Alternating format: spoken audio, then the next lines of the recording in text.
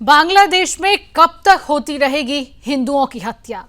नमस्कार, सुदर्शन न्यूज देख रहे हैं आप और मैं हूं आपके साथ शिवांगी जैन। आज सवाल सिर्फ एक हत्या का नहीं है, आज सवाल पूरे हिंदू समाज की सुरक्षा का है। बांग्लादेश के नरसिंदी जिले में सोमवार की रात 40 साल के हिंदू दुकानदार शरद चक्रवर्ती मणि को धारदार हथियारों से काट डाला गया। और ये कोई अकेली घटना नहीं है, ये 18 दिनों में छठी हिंदू हत्या है। शरद चक्रवर्ती मणि, जो चार सिंदूर बाजार में किराने की दुकान चलाते थे, जिन्होंने 19 दिसंबर को फेसबुक पर लिखकर चेताया था कि उनका इलाका मौत की घाटी बन चुका है, आज वही शख्स खुद हिंसा का शिकार बन गया। और इससे पहले 5 जनवरी को जैसोर जिले में हिंदू उद्योगपति और पत्रकार राणा प्रताप बैरागी को सरेआम गोली मार दी गई। सिर में नजदीक से गोली लगी, 7 खाली कारतूस और हमलावर आराम से फरार। अब सवाल यह है कि क्या बांग्लादेश में हिंदुओं को चुन चुनकर मारा जा रहा है? क्या यह महज अपराध है या सुनियोजित टारगेट किलिंग? क्या वहां की सरकार आंखें मूंदे बैठी है? और सबसे बड़ा सवाल कि कब बोलेगा भारत? मानवाधिकार की दुहाई देने वाले अंतर्राष्ट्रीय संगठन आज कहां है? जब हिंदू मारे जाते हैं तो क्या उनकी जान की कोई कीमत नहीं होती है? आज डिबेट में हम यही सवाल पूछेंगे कि क्या बांग्लादेश में हिंदुओं के लिए हालात 1971 से भी ज्यादा खतरनाक हो चुके हैं? और क्या अब सिर्फ बयान नहीं, ठोस कार्रवाई का वक्त आ गया है? आज हम सवाल पूछते हैं और हमें जवाब चाहिए कि क्योंकि ये सिर्फ बांग्लादेश की खबर नहीं है, ये पूरे हिंदू समाज की सुरक्षा का सवाल है। तस्वीरें आप देख रहे हैं। 18 दिसंबर दीपू चंद्र दास की हत्या हो जाती है, ईश निंदा का झूठा आरोप लगाया जाता है। 24 दिसंबर अमृत मंडल निवासी राजबाड़ी जबरन वसूली का आरोप। 29 दिसंबर ब्रजेंद्र विश्वास निवासी मेमन सिंह मजाक में गोली चलाने का आरोप। 3 जनवरी होकन चंद्र दास निवासी शरीयतपुर मारा और पेट्रोल डालकर जला दिया गया। आखिरकार इतने हिंदुओं की हत्या, इनका अपराध क्या है? सिर्फ इतना कि ये हिंदू हैं। 5 जनवरी को राणा प्रताप बैरागी की हत्या हो जाती है। मौनी रामपुर के ये रहने वाले हैं, इनको सिर पर गोलियां मार दी जाती है, हत्या कर दी जाती है। फिर 5 जनवरी को शरद चक्रवर्ती मणि निवासी नरसिंदी, बढ़ती हिंसा पर इन्होंने एक फेसबुक पर पोस्ट किया था, उस पोस्ट को लेकर इनकी हत्या कर दी जाती है। 18 दिन में 6 हिंदुओं की हत्याएं। आखिर कब तक ये हिंदुओं की हत्याएं होती रहेंगी? इनका अपराध सिर्फ इतना है कि ये हिंदू हैं। हिंदू होना क्या अब बांग्लादेश में अपराध हो गया है? जिस तरीके से आंकड़ा सामने आता है, कोई एक्शन सरकार की तरफ से नहीं लिया जाता। क्या ये सोची समझी साजिश के तहत टारगेट किलिंग किया जा रहा है कि जो हिंदू हैं उन पर गोली चलाओ, पेट्रोल डालो, मार दो, जला दो? 18 दिन में 6 हिंदुओं की हत्या एक छोटा आंकड़ा नहीं है। समझने वाली बात है कि बांग्लादेश में लगातार हिंदुओं की हत्याओं की तस्वीरें क्यों सामने आ रही, क्यों हिंदू वहां पर मारा जा रहा है। आपको ग्राफिक्स के जरिए तमाम वो जानकारी दे रहे हैं कि कैसे 18 दिनों के अंदर 6 हिंदुओं की हत्या कर दी जाती है। हिंदुओं पर लगातार अत्याचार हो रहा है, लेकिन कोई सुनवाई नहीं, कोई सरकार सुनने वाली नहीं है। जिसकी तस्वीरें आप टीवी स्क्रीन पर देख रहे हैं कि कौन वो लोग हैं जिनकी 18 दिनों में 6 हिंदुओं की हत्याएं कर दी जाती। उनका गुनाह सिर्फ इतना रहता है कि वो एक हिंदू है। हिंदू होना बांग्लादेश में गुनाह हो गया है।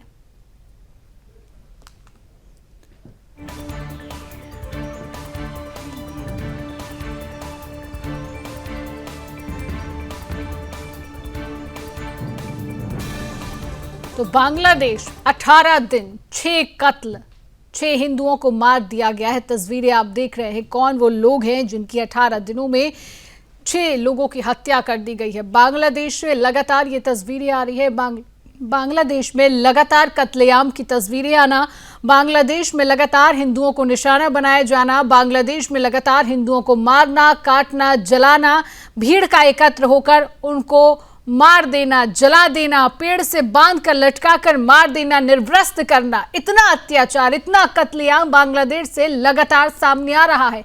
हर रोज सुदर्शन न्यूज यही सवाल पूछता है कि आखिर कब तक हिंदुओं की हत्याएं होती रहेगी। आज इसी विषय पर हम चर्चा भी करेंगे, तमाम सवालात भी पूछेंगे। पैनलिस्ट हमारे साथ जुड़ चुके हैं। विदेश मामलों के जानकार हरिमोहन जी हमारे साथ हैं। हरिमोहन जी, बहुत बहुत स्वागत आपका सुदर्शन न्यूज में। हमारे साथ हिंदू संगठन से आनंद सिंह जी जुड़ चुके हैं। आनंद जी, आपका बहुत बहुत स्वागत करती हूँ सुदर्शन न्यूज में। हमारे साथ राजनीतिक विश्लेषक पीयूष मिश्रा जी जुड़ चुके हैं। पीयूष जी, आपका भी बहुत बहुत स्वागत सुदर्शन न्यूज में। सबसे पहले चर्चा की शुरुआत हरिमोहन जी आपसे ही करना चाहूंगी।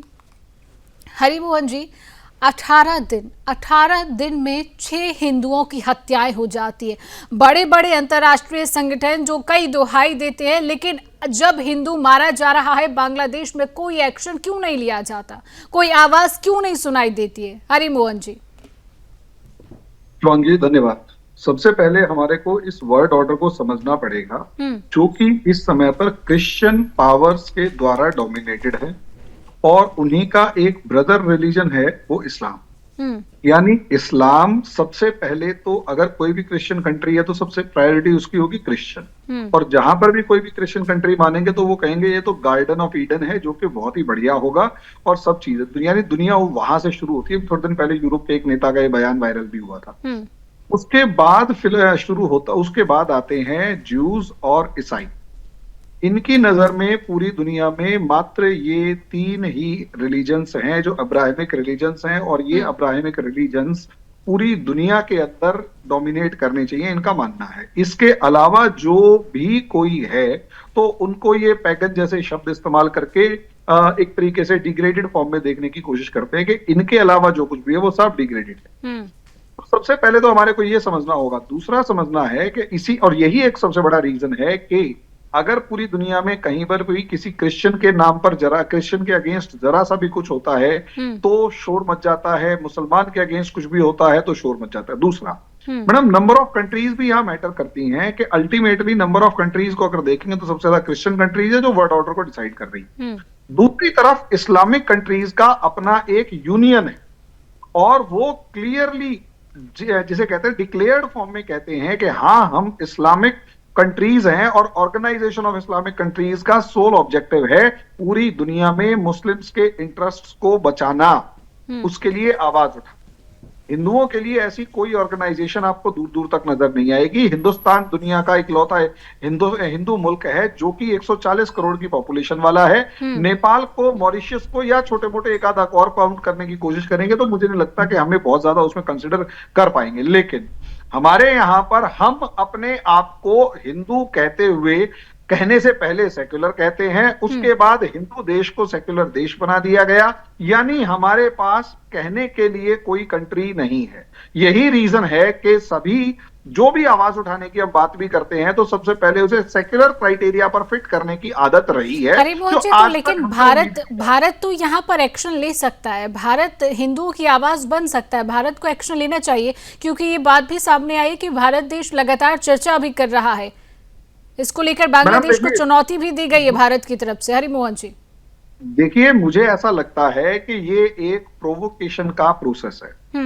अमेरिका जिस तरीके से इस पूरे मामले बांग्लादेश को इग्नाइट करके गया और उसके बाद यूनेस्को को बिठाया, मुझे ऐसा लगता है कि असलियत में जिस तरीके से रशिया के लिए यूक्रेन है, वैसे ही इंडिया के लिए बांग्लादेश को बनाने की कोशिश की जा रही है।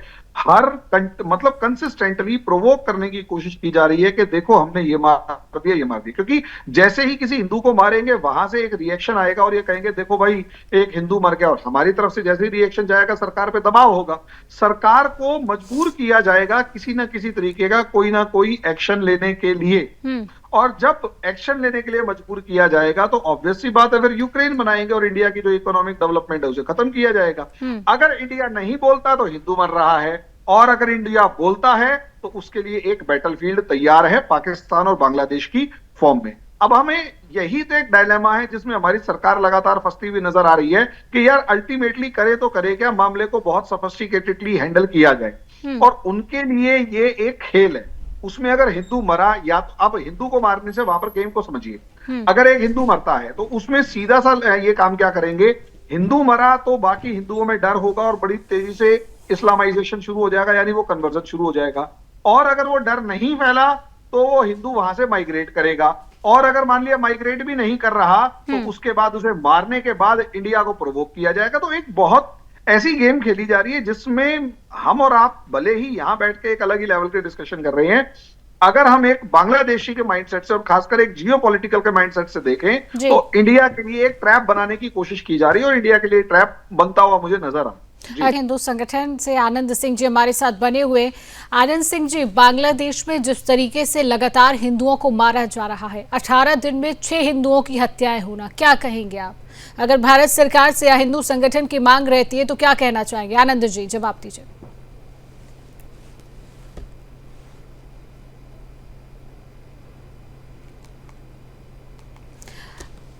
आनंद जी से फिलहाल संपर्क नहीं हो पा रहा है। पीयूष जी भी हमारे साथ बने हुए हैं। पीयूष जी देखिए, अगर हम भारत और बांग्लादेश के रिश्तों की बात करें तो भारत और बांग्लादेश के रिश्ते हमेशा से सही रहे हैं, लेकिन जिस तरीके से बांग्लादेश में हिंदुओं की हत्याएं होना, 18 दिन में 6 हिंदुओं को मारा जाना, ये जिस तरीके से तस्वीरें सामने आ रही, दोनों देशों के रिश्तों पर किस तरीके का प्रभाव डालती हुई नजर आती हैं?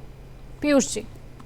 देखिए, बांग्लादेश में जो हिंदुओं की नृशंस हत्या हो रही है, वो लगभग हर 72 घंटे में एक हिंदू वहां मारा जा रहा है, और जिस तरीके से मारा जा रहा है वो बहुत ही बर्बरता पूर्वक मारा जा रहा है, जिसके पीछे एक संदेश दिया जा रहा है, और किसी भी मायने में ये टारगेटेड किलिंग से कम इसे नहीं माना जाता। वहां पे एक व्यापारी को मारा जाना, यानी ये भाव जगाना कि वहां पे पूर्णतः आर्थिक असुरक्षा है अल्पसंख्यक वर्ग, विशेष तौर पर हिंदुओं के लिए। वहां पे एक पत्रकार की नृशंस हत्या किए जाना, यानी अभिव्यक्ति की आजादी पर एक गहरा चोट है, एक हिंदू के लिए, एक अल्पसंख्यक के लिए। और आम लोगों को मारा जाने, एक वहां पे फियर एंजाइटी डेवलप करने की कोशिश की जा रही है।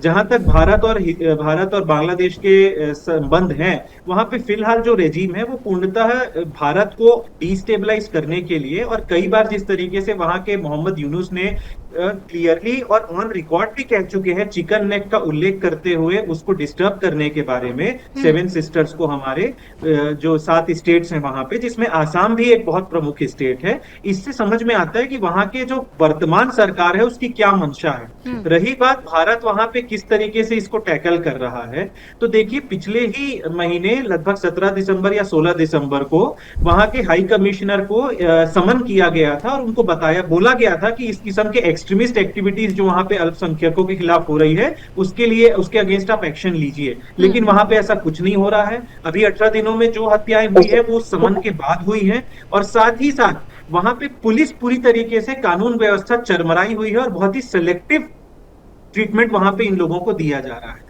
और एक बात मैं आपसे कहना चाहूं, ये इंटरनेशनल कम्युनिटी इसको लगातार इग्नोर कर रही है। अभी सभी का ध्यान वेनेजुएला की तरफ है। बांग्लादेश में जो ह्यूमन राइट वायलेशन हो रहा है उसके खिलाफ किसी का ध्यान नहीं है। और मैं आपके माध्यम से पूरे सुदर्शन न्यूज को ये साधुवाद देना चाहूंगा कि आप इस इशू पे लगातार कोई ना कोई डिबेट और कोई ना कोई वैचारिक मंथन करके इसको सेंटर स्टेज पे लाने की कोशिश कर रहे हैं, जो मूलतः इसको एक पॉलिटिकल इशू ना बना करके एक मानवता से संबंधित इशू बनाने की आप प्रयास कर रहे हैं। चलिए ठीक है, आनंद जी भी हमारे साथ जुड़ चुके हैं। आनंद जी, जिस तरीके से बांग्लादेश में लगातार हिंदुओं की हत्याएं हो रही हैं, 18 दिन में 6 हिंदुओं का मारा जाना, किस तरीके से देख रहे हैं? क्योंकि अपराध इनका सिर्फ इतना है कि ये हिंदू है। अगर आप भारत सरकार से मांग करते हैं, भारत सरकार जिस तरीके से एक्शन ले रहा है, तो हिंदू संगठन भारत सरकार से क्या कहना चाहेगा? आनंद जी जवाब दीजिए।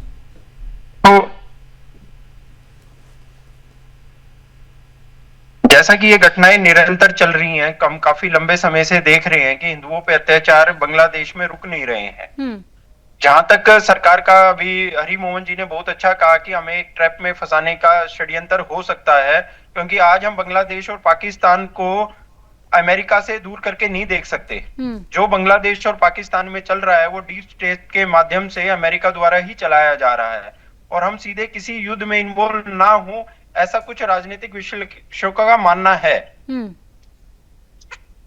अगर हमें, पर फिर भी हमारे समाज में रहने वाले हम जितनी भी संस्थाएं या संगठन हैं जो हिंदू समाज को लीड करती हैं, या उसका कहीं पर भी, उसको एक आवाज उठानी चाहिए। उस आवाज को उठाने के कि हमें ये दिखाना चाहिए कि हम 100 करोड़ हिंदू एक साथ हैं, और किसी एक हिंदू के ऊपर भी अगर आप आंख उठा के भी देखते हैं तो उसका कोई उस क्रिया की कोई प्रतिक्रिया होनी चाहिए। और एक विरोध, एक भाव हमारे को पूरे हिंदुस्तान में पैदा करना होगा जो बांग्लादेश में ऐसा कर रहे हैं उनके खिलाफ। और आज जो स्थिति भारत में है कि हम आज भी बटे हुए हैं धर्मनिरपेक्षता के नाम पे, या सेकुलरिज्म का एक जो कीड़ा हमारे को डस लिया गया है, उससे हमें बाहर आना होगा किसी भी कीमत पे। आज हिंदुस्तान में जो एक आग लगनी चाहिए, एक आग, मैं ये नहीं कह रहा कि हमारे को किसी पे आक्रमण करना है, कोई हिंसा का सहारा लेना है, पर हमारे दिलों में एक आग लगनी चाहिए कि एक आज हमारा हिंदू भाई बांग्लादेश में अत्याचार हो रहे हैं, मारा जा रहा है, और एक कोई हिंदुस्तान ऐसा बिहेव कर रहा है, ऐसा व्यवहार कर रहा है कि कहीं कुछ हो ही नहीं रहा। और आज ये बात बांग्लादेश में है, आज उनके अलावा हमारा कौन है जो बांग्लादेश में जो हिंदू मारे जा रहे हैं, इन हिंदुस्तान में रहने वाले हिंदुओं के अलावा उनका सारा कौन है? बिल्कुल सही बात की। ठीक है हरिमोहन जी, इस बात का समझना चाहेंगे जिस तरीके से हरिमोहन जी अभी आपने कहा था कि कहीं ना कहीं भारत को ट्रैक में फंसाया जा रहा है। अगर इस तरीके की स्थिति बन रही है कि भारत को ट्रैक में फंसाया जा रहा है तो ऐसे में भारत को क्या एक्शन लेनी चाहिए? जिस तरीके से आनंद जी ने कहा कि बांग्लादेश में जो हिंदू रह रहे हैं उनके लिए तो भारत देश का हिंदू ही उनका समर्थन है, उनका भारत देश में जो हिंदू रह रहे हैं वही उनके लिए सब कुछ है। मैडम देखिए, इस समय पर हम जिस परिस्थिति से गुजर रहे हैं, आपका एक जो साधारण सवाल हिंदुओं के पक्ष में बन रहा है, हम एक साथ मिलकर आवाज उठा सकते हैं। तो देखिए, हमारे देश की जो राजनीति है उसने हमें इतनी बुरी तरीके से जातियों में और सब चीजों में बांट दिया है कि वो अपनी राजनीतिक आकांक्षाओं के चलते, महत्वाकांक्षाओं के चलते हमें कभी एक होने ही नहीं दे रही। अब एक छोटा सा एग्जांपल मैडम उठाकर देखिए जी। अगर हम इस समय पर राज ठाकरे की पार्टी और उद्धव ठाकरे की पार्टी के बारे में पूछें तो उनके लिए सबसे बड़ा मुद्दा वहां पर कोई हिंदुत्व नहीं है। अभी तक एक बार भी कोई बयान ये नहीं आया इनका कि भाई हिंदू जो बांग्लादेश में मारे जा रहे हैं वो गलत है, बल्कि वो यहां तक ये कह रहे हैं कि 1992-93 में दंगे के अंदर शामिल होना हमारी गलती थी। इसी तरीके से अगर हम तेलंगाना के अंदर देखें या कर्नाटका के अंदर देखें या तमिलनाडु के अंदर देखें तो हमारे समाज और उसके बाद जो जाति आधारित जो व्यवस्थाएं या जाति के वोट बैंक के ऊपर राजनीति करने वाली जो पार्टियां हैं उनको अगर उठाकर देखें, इन लोगों ने हमें इतना ज्यादा बांट रखा है, इतनी बुरी तरीके से बांट रखा है कि जब हिंदू एक होने की कोशिश करता है तो यहां पर हमारी जातियां आड़े आ जाती हैं। अच्छा, उसके बाद ये होता है कि जैसे ही हम लोग एक होके मान लिया किसी तरीके का प्रोटेस्ट कर भी दें तो बहुत सारा इनका एक जो मीडिया सेक्शन है, सोशल मीडिया के ऊपर इनका एक पूरा ग्रुप है, वो हमारे आरफा खानम जैसे वो लोग क्रिटिसाइज करने के लिए खड़े हो जाते हैं कि भाई नहीं, ये तुम लोग गलत कर रहे हो, बांग्लादेश से हमें क्या मतलब है। ये वो दोगले लोग हैं जो एक तरफ बांग्लादेश के अंदर हमें क्या मतलब है और दूसरी तरफ फिलिस्तीन के लिए कहीं ना कहीं एक जिसे कहते हैं कि बिल्कुल बहुत बुरे तरीके से प्रोटेस्ट करना शुरू कर देते हैं। अब शब्दों का प्रयोग नहीं करना चाहिए। अब आप अंदाजा लगाकर देखिए, ऐसी सिचुएशन में हम जब एक साथ खड़े होने की कोशिश करते हैं तो हमारी सरकार के ऊपर यही लोग सेक्युलरिज्म का दबाव बनाना शुरू कर देते हैं। अब सरकार को जियो पॉलिटिक्स भी देखनी है, सरकार को अपनी पॉलिटिक्स भी देखनी है, सरकार को सारे काम करने हैं। जब यहां सब चीजें हो भी जाती है तो लास्ट में एक चीज खड़ी होती है कि चलो ठीक है, ये सब चीजों के बाद भी हमने सरकार पर दबाव बनाया तो मैडम होगा ये कि हमें जो 2.5 फ्रंट की बात जनरल बिपिन रावत कहते थे, वो जो हाफ फ्रंट मेरे देश के अंदर बैठा हुआ है, जो ट्रंप के आने पर दंगे कर रहा होता है और खुल के कहता है कि ट्रंप आएगा तो उसको हम दिखा देंगे, तो ट्रंप के आने के बाद जो दंगे कर रहा होता है वो हाफ फ्रंट, मैडम वो जिस टाइम एक्टिवेट होगा हमारी सरकार को इस हाफ फ्रंट के बारे में भी सोचना पड़ेगा और सोचती है, सोचना होता है उसे। अब इन सब चीजों को देखने के बाद अगर कुछ बचता है तो उसके लिए हाई कमीशन को बांग्लादेश के हाई कमीशन को बुला के एक नोट पकड़ा दिया जाता है कि हम नाराज हैं। वो उसे चुपचाप बेशर्मी के साथ ले जाता है और कहते हैं हाँ जी, नाराजगी से हमें क्या फर्क पड़ता है। हमें ये सब समझना होगा कि इस समय पर हम किस समस्या से, हमारी सरकार और हम सब किस समस्या से गुजर रहे हैं। चलिए ठीक है, बहुत सही बात की है आपने। पीयूष मिश्रा जी, आपसे भी समझना चाहूंगे, जिस तरीके से हरिमोहन जी कह रहे हैं कि हमारे देश की राजनीति ही जातियों में बटी हुई है, क्योंकि हर पार्टी इसका समर्थन नहीं कर रही है। बहुत सी पार्टियां हैं जिन्होंने बांग्लादेश में हिंदू मारे जा रहे हैं उसका जिक्र भी नहीं किया, क्योंकि उन्हें मतलब ही नहीं है। हिंदू मर जाए वो आवाज नहीं उठाएंगे, उन्हें फर्क नहीं पड़ता। तो अगर भारत की राजनीति ही जातियों में बटी है तो कैसे रहेगा, कैसे चलेगा ऐसा? पीयूष मिश्रा जी, कैसे समझाएंगे एक आप? बात जी। कही जाती है कि political silence is socially very costly. तो इस तरीके से जैसे कि टीएमसी का, आपने मेरे ख्याल से टीएमसी की ओर आप इशारा कर रही हैं, क्योंकि वो एक सटा हुआ राज्य है वेस्ट बंगाल जो है बांग्लादेश से, और वेस्ट बंगाल में बहुत ही फूंक फूंक के कदम जो है वहां की सरकार कर रही है, क्योंकि उनको लग रहा है कि हम रिस्क कर देंगे अपने वोट बैंक को यदि हमने उनके खिलाफ कोई कड़ी निंदा भी कर दी शब्दों के माध्यम से। तो ये एक बहुत ही चिंताजनक स्थिति है। और यहाँ पे आप ये मान के चलिए आगे आने वाले जो इलेक्शंस हैं वेस्ट बंगाल में जो होने वाले हैं, वहां पे मुद्दा जो है अब ये हिंदू मुसलमान मुद्दा रहेगा ही रहेगा, क्योंकि आप उस समय ये बात नहीं कर सकते कि कौन सी स्कीम लाई कौन सी स्कीम नहीं आई, जब आपके सीधा सीधा प्रश्न आपके आइडेंटिटी पे, आपके सिक्योरिटी पे ही प्रश्न चिन्ह लग जाए। वहां के लोग इस चीज से लेकर के बहुत ही भयभीत हैं कि पड़ोस में जो हमारा एक देश है वहां पे जो हम हिंदू हैं वो सुरक्षित ही नहीं है, और वर्तमान में जब जिस राज्य में हम रह रहे हैं वहां पे हमारी कोई सुध लेने वाला नहीं है। तो आप उस वैसे व्यक्ति की पीड़ा समझिए जो इस पशुपेश में फंसा हुआ है और दबा हुआ है। वहां पे कोई हिंदुओं का माई बाप नहीं है आज की डेट में वेस्ट बंगाल में, और ये बहुत ही इंपॉर्टेंट इशू आने वाले इलेक्शन में वेस्ट बंगाल में भी रहने वाला है और आसाम में भी रहने वाला है। इसलिए मुद्दा पूरी तरीके से डिफ्लेक्ट हो गया है। ये एक बहुत बड़ा मैं समझता हूँ टेक अवे है बांग्लादेश में जो अभी इंस्टेबिलिटी है उसके कारण। और यहाँ पे एक बात और ये भी समझने वाली है कि बांग्लादेश में एक रबर स्टैंप गवर्नमेंट है और वो उसके द्वारा कठपुतली से संचालित है, जो पूरी तरीके से उभरते भारत को अनस्टेबल करना चाहती है। नेपाल में जो हुआ, बांग्लादेश में भी जो हुआ, वेनेजुएला में जो अभी हमने देखा, ये सारी की सारी वोट चोरी की भ्रांतियां फैला करके इनको गवर्नमेंट को डिस्टेबलाइज करने की कोशिश की गई। वैसे ही कोशिश भारत में हुई थी, लेकिन भगवान की कृपा देखिए कि भारत में वो चीज चल नहीं पाई।